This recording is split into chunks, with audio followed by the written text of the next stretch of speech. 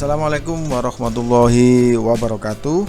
Sobat KDMP dimanapun berada, kali ini saya ingin mengajak teman-teman semuanya untuk belajar memahami ya dan mengetahui apa sih koperasi itu. Saya yakin dari teman-teman pengurus KDMP, KDKMP seluruh Indonesia tidak semuanya paham tentang koperasi itu sendiri, termasuk saya sendiri ya.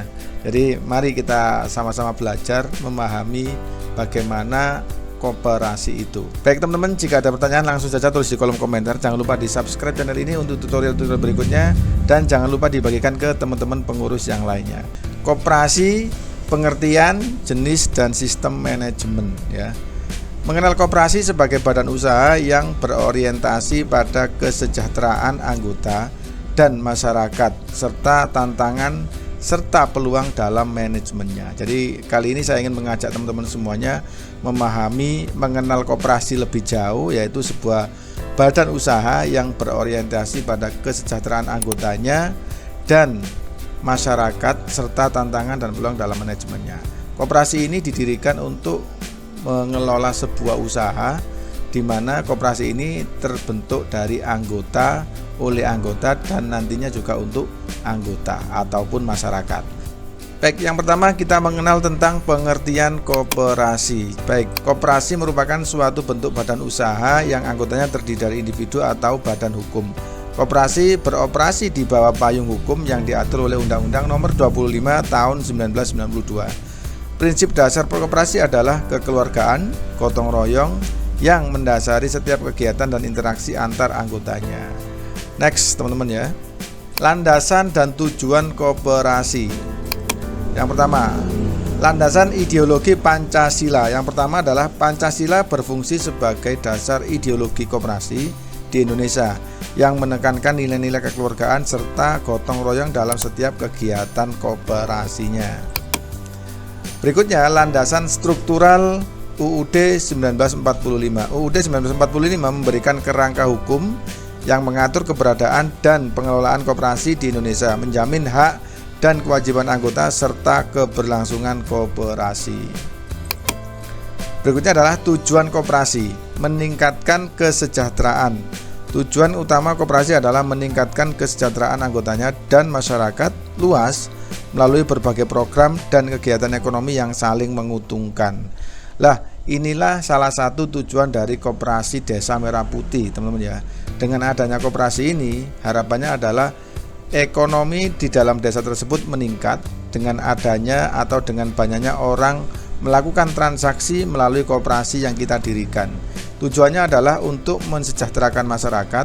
Masyarakat memperoleh produk-produk yang murah, kemudian masyarakat bisa menjadi anggota dan nantinya juga akan mendapatkan sisa hasil usaha ketika di akhir tahun. Sangat menguntungkan sebenarnya teman-teman ya. Jadi kalau misalkan kita jalankan sesungguhnya, koperasi ini akan menguntungkan semua anggotanya ya. Jadi kalau misalkan dalam satu desa itu mengikuti atau mendaftar menjadi anggota, itu akan lebih baik, seperti itu.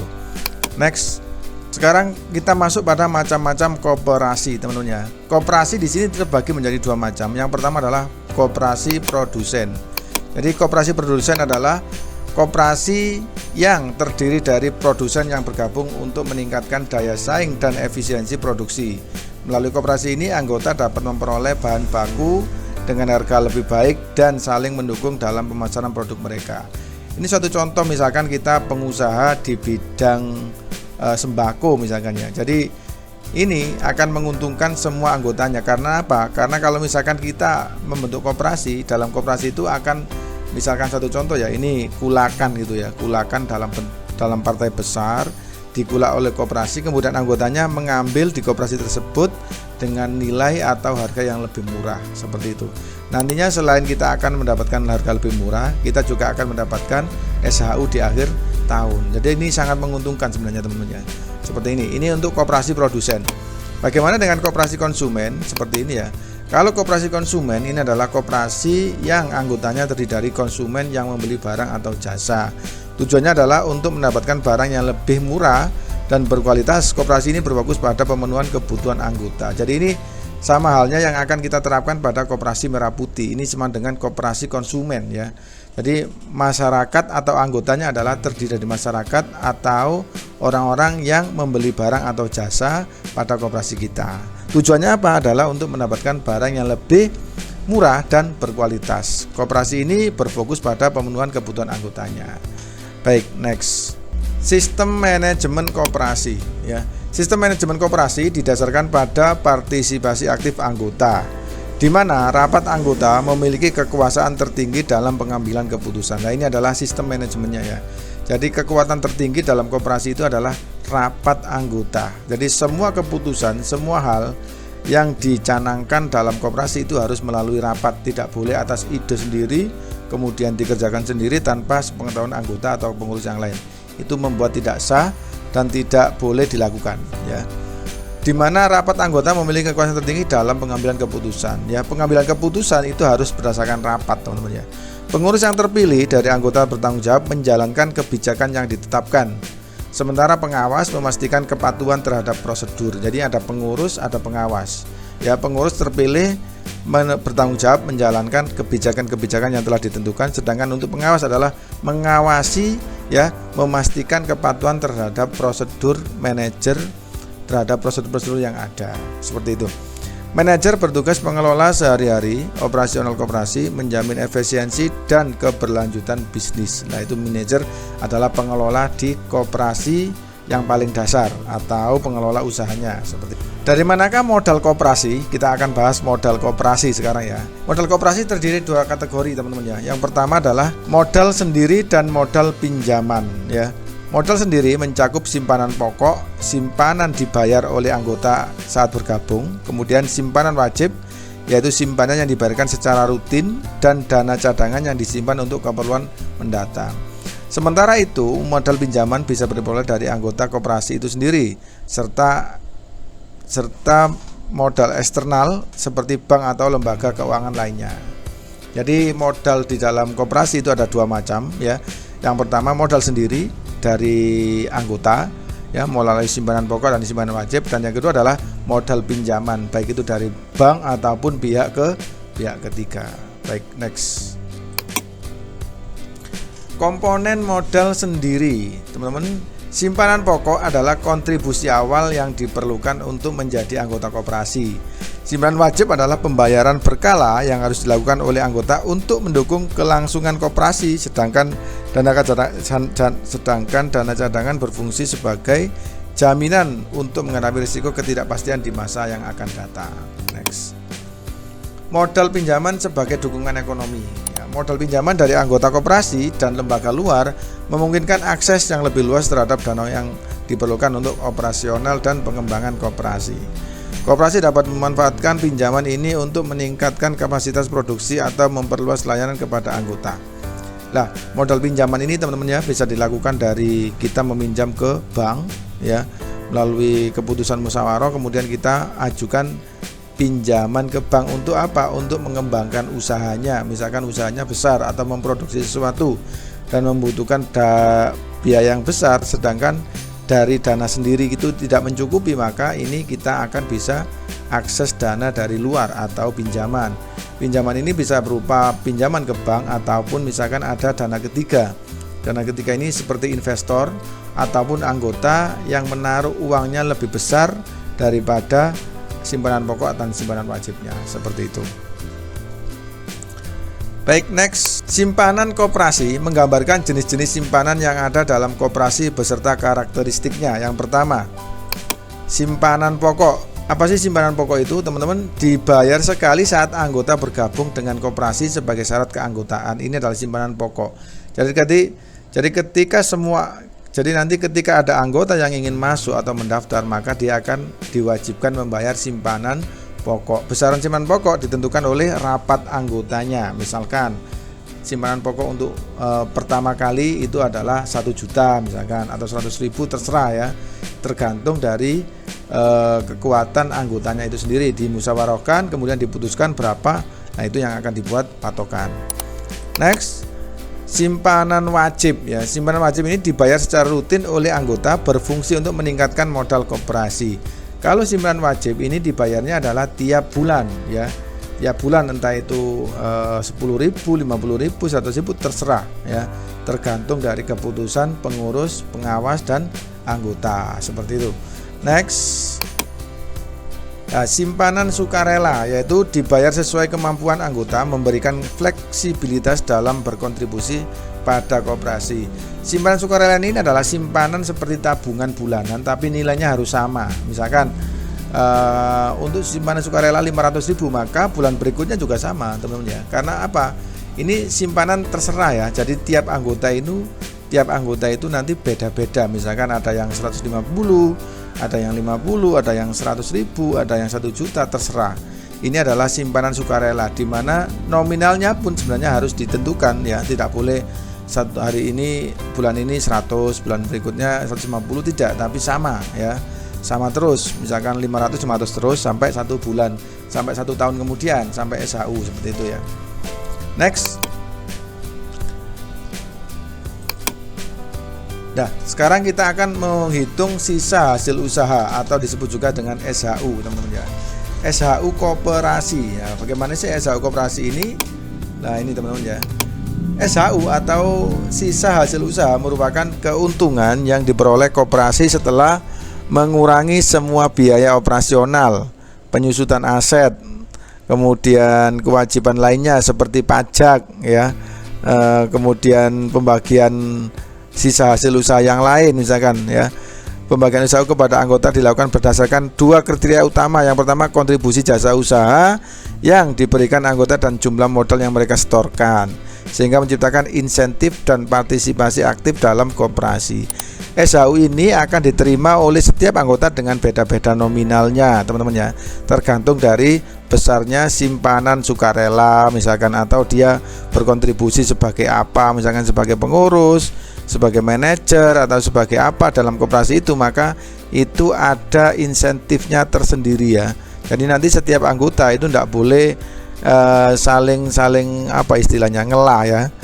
Jadi dia harus legowo ketika satu anggota memperoleh banyak, satu anggota lainnya memperoleh sedikit. Itu dilihat dari kontribusinya dalam partisipasinya dalam koperasi. Semakin aktif Anda baik secara tenaga ataupun keuangan, maka pendapatan Anda juga akan semakin banyak. Ini namanya prinsip yang adil dan gotong royong, teman-teman ya, seperti itu.